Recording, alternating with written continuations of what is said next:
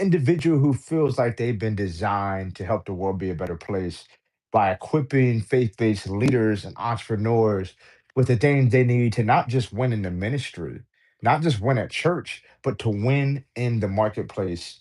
Because I truly believe that that is our greatest area of opportunity.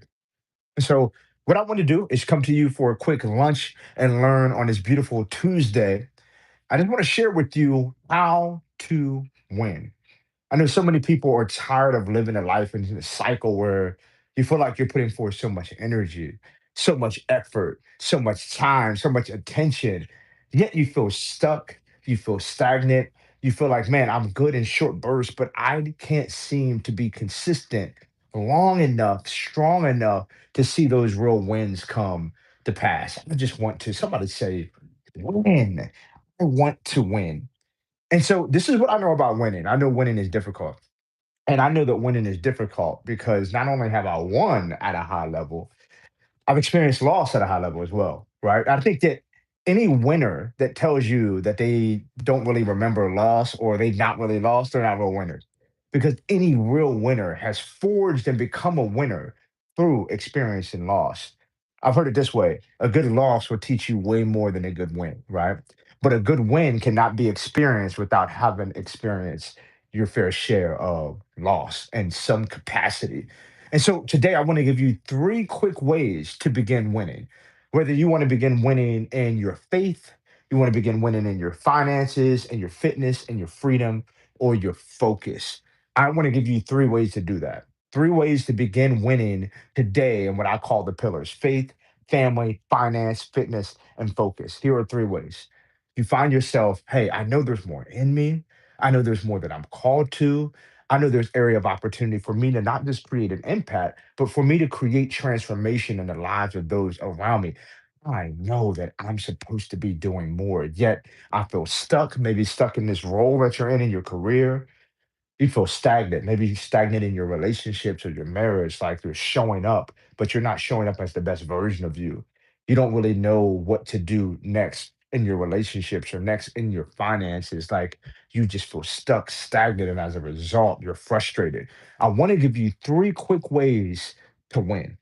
Begin winning right now. Like you don't, not winning down the road, but I'm talking about how to begin winning at a high level today. Like once you watch this is what I love about my content is like my content, if you begin implementing, remember, high level information is great. Information can change your situation, but not without a great deal of implementation. I love my content because once you implement my content, can begin winning now. So I want to give you three quick ways to win, right? In your faith and your family and your finances, your fitness and your focus. I help faith-based entrepreneurs transform their mindset so they can create transformation in the world doing these three things, helping them win now. Ask yourself this. Number one, what is working? What is working right now? So you need to look at your life and say, hey, what is working? I may not have everything going the way I want it to go right now. I may not be killing it in my career right now, but man, my relationships are full. My relationships are good. Hey, you may not be killing it in your relationships, but maybe financially you made some really good decisions and you've been stewarding well and you're winning there. I want you to ask yourself, if you're watching this video, don't just watch it for the sake of getting more information.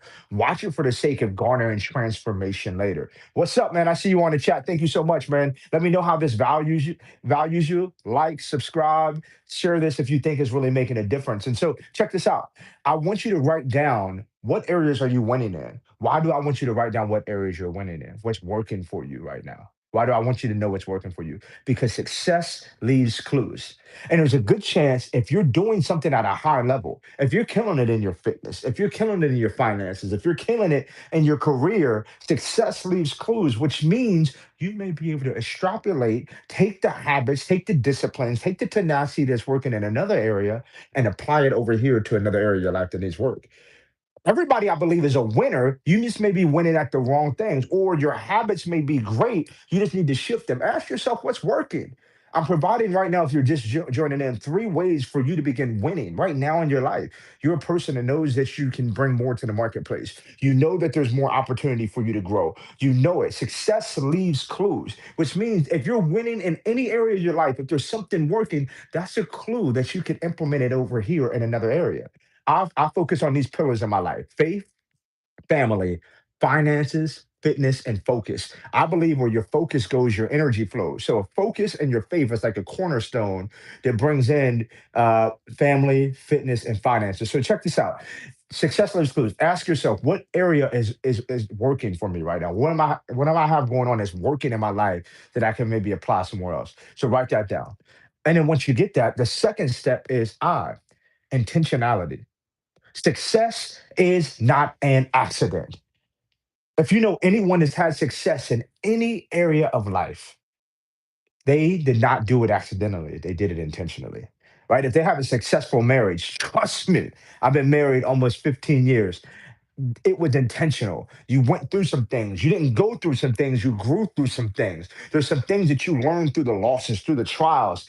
You have to be intentional in your life. And so I like looking at those areas: faith, family, finances, fitness, and focus. Where do I need to be intentional? Meaning, how do I need to show up? With what level of energy, with what level of execution, with what level of my mindset do I need to be better? And I need to formulate a strategy there of intentionality. I'm not going to drift to success, right? I'm not going to stumble into it. I'm not going to glide into it. I'm going to be intentional about showing up and having a level of success in my life. Where do you need to be intentional in those pillars? Come on, if you're leaning into this content, drop in the chat. Like, what's working for you? What areas of your life do you need to be more intentional in?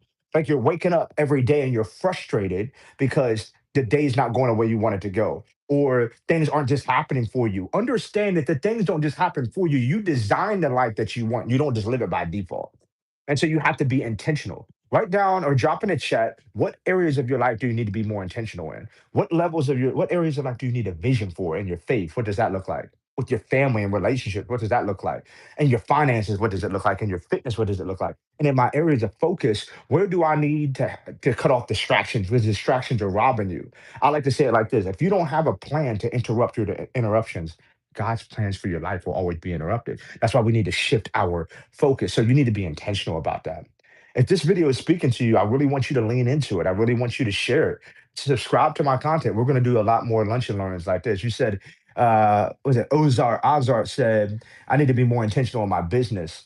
My art is great. Business needs more focus. There you go. Big dog, where your focus goes, your energy flows. And so I want you to identify, what are the areas of my life where I'm distracted? The enemy only has access to you if you give it to him via distraction. That's why the scripture, John 10:10 says the enemy comes to kill, steal, and destroy. And he does that by you opening the door via distractions. What are the things that are distracting you, keeping you from using your God given creativity? Because creativity is the highest level of contribution you can give to the world. That's why in the beginning, the Bible says God created.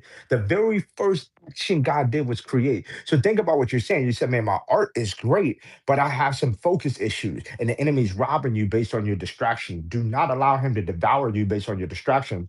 Be intentional. Come on, be intentional about what you're doing. Pre-decide the things that need to get done so that God can work through you and your art. I love that. Thank you for sharing. Hello, I'm a girl. My birthday. My name is Minnie Potter. Happy birthday. Happy birthday. Thanks for being here. Thanks for spending some time with me on your birthday. So, look, we have two things. I'm helping you win. I'm giving you three things. The first thing I wanted you to do is identify what is working for you right now. What is working for you right now?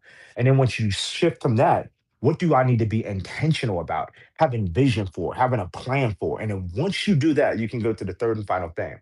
Ask yourself, and what's my next move? Huh. Not all the moves, but what's my next move? So many people get caught up because they feel like they have to have the full plan figured out before they go. They feel like they have to have every step in line with the flashlight over it and they know exactly where to go, but that's not true. Hebrews 11 says, faith is the substance of things hoped for and the evidence of things not yet seen. Meaning, you don't need to see the full staircase, just enough to take the first step. And so let me ask you, what's your next step? Once you figure out what's working for me, because success leaves clues, I'm going to take my habits and my disciplines that are allowing me to be successful here and implement them over here. Okay. Then what do I need to be intentional about in my faith, in my family, in my finances, my fitness, and my focus? And then now, with all that being considered, simply what is my next step? What's the next thing that I need to do? Not 10 steps away, but just one step away. Why one step? Because one step is the most important step for gaining momentum. The first step. Most people don't take the first step because they think they need 100, when really all you need is one. And so, what do we just spell? What's working for you? W. What do you need to be intentional about? And then N, what's your next step? W-I-N. 3 steps to winning now. I promise you, if you begin implementing that today, not one day, but today, like today can be your one day or your day one. If you allow this to be your day one, when you say what's working for me, what do I need to be intentional about, and what's my next step, you can begin building momentum to a better next now based on that. And so thank you for spending some time with me. I only want to go 10, 12 minutes.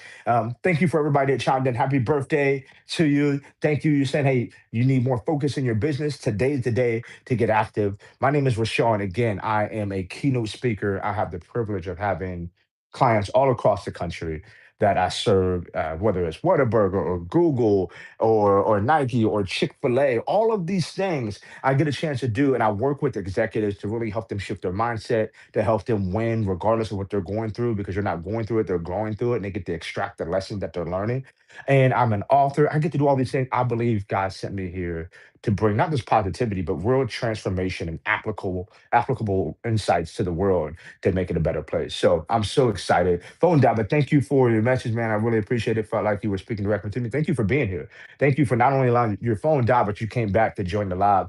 I appreciate it. If there's anything that I can ever do for you, again, like and subscribe, shoot me a message. My team and I can help you anyway. Be blessed. Until next time, go be great. Go win at a high level. Let's talk soon.